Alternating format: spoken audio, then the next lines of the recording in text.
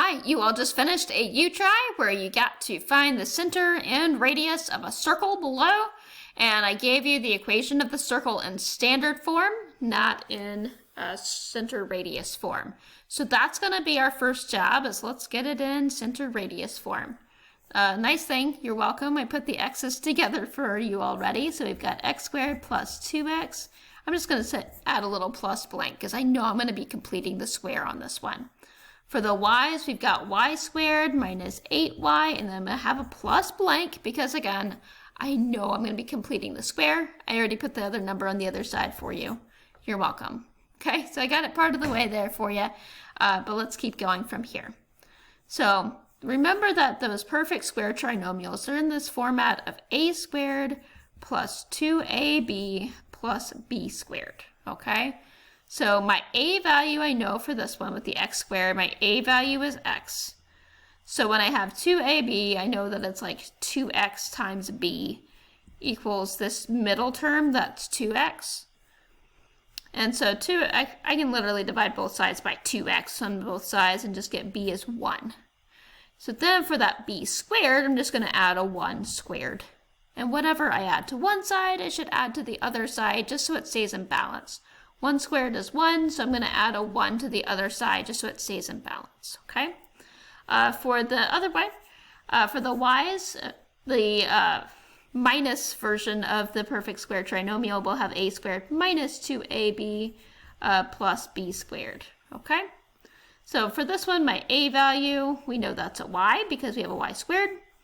So then that negative 2ab for me is going to be negative 2yb, and that negative 2y times b is equal to negative 8y. So I can divide both sides by that negative 2y, and then I have a b value of 4, okay? Personally, I like to put the negative in there just so I remember it. That minus 8y, I'm just going to put like a negative 4 squared. It just reminds me that I'm going to do a y minus 4 when I do the factoring, okay? Negative 4 times negative 4 is positive 16. So since I added a 16 to the left side, I need to do the same thing to the right side. All right, I know that looks really busy and a lot, but I promise it gets better, okay?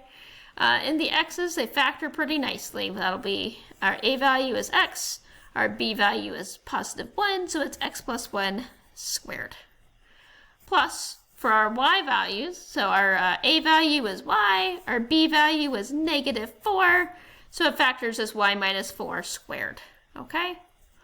On the other side, let's see, 8 plus 1 is 9, 9 plus 16 is 25.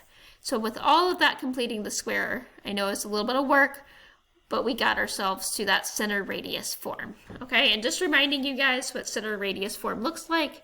It's x minus h squared plus y minus k squared equals r squared, okay? So comparing this to that center radius form, because I need to find my center, it's x minus h, not x plus h. So it'll look like the exact opposite of what I have in here for the x value. So the opposite of positive 1 is negative 1. That'll be our x value for our center. It's y minus k, so it's just the 4 part here. It's y minus 4. And again, it looks kind of like the opposite. The opposite of negative 4 is positive 4. So there's your center. For your circle is negative 1, positive 4. So again, it looks like the opposite of the values that are in here. Okay? For the radius, you're just going to take the square root of this constant number that's on the right side, because 25 equals r squared. I'm just going to take the square root of 25 to find my radius, and the square root of 25 is 5. So there you go. Center is negative 1, 4, and the radius is positive 5.